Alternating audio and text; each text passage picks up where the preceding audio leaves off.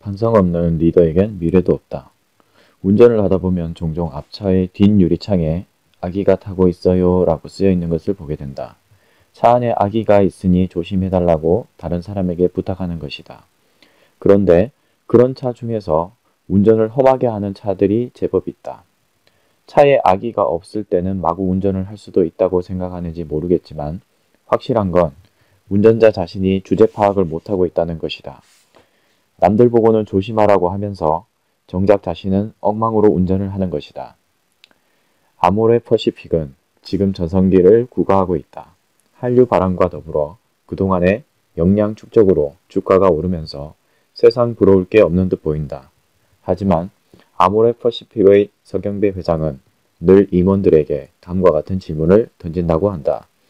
여러분은 지금 우리 상태를 어떻게 보나요? 우리가 그렇게 대단한 역량을 갖고 있나요? 지금 이렇게 잘 나가는 게 우리 실력 때문입니까?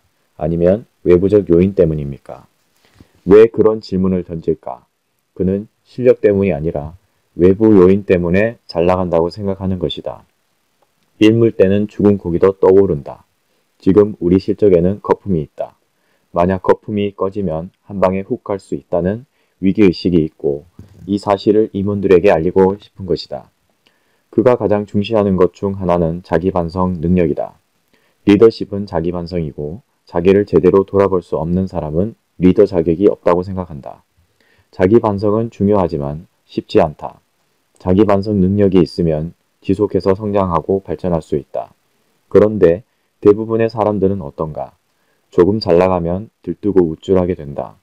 자신을 대단한 사람으로 착각해 온갖 폼을 잡고 다닌다. 주변에는 아부하는 사람들이 늘어나고 이들과 함께 많은 시간을 보내면서 진정한 자기 모습을 잊게 된다. 자기 반성과 관련해 몇 단계로 사람을 구분할 수 있다. 최선은 잘 나갈 때 자기를 돌아보는 것이다. 잘 나갈수록 더욱 신중하고 겸손하게 행동하는 것이다. 이럴 수 있으면 그는 지속해서 성장할 수 있다. 다음은 뭔가 문제가 생겼을 때 자기를 돌아보는 것이다.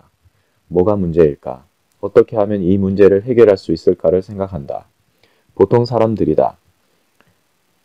최악은 어려움에 빠져도 자기를 돌아보지 못하는 것이다. 자기를 돌아보는 대신 남 탓을 하고 환경 탓을 한다. 이를 공자는 고니불학이라고 했다. 곤란을 겪고도 배우려 하지 않는 걸 뜻한다. 구제불능이다. 자기 반성을 위해서는 혼자만의 시간이 필요하다. 명상을 하면서 냉정하게 자신을 돌아볼 수 있어야 한다. 자기 눈이 아닌 제3자의 눈으로 지금의 나를 볼 수 있어야 한다. 늘 지적 자극을 주고받는 환경을 만들어야 한다. 아부하는 사람 대신 쓴소리하는 사람을 주변에 둘 수 있어야 한다.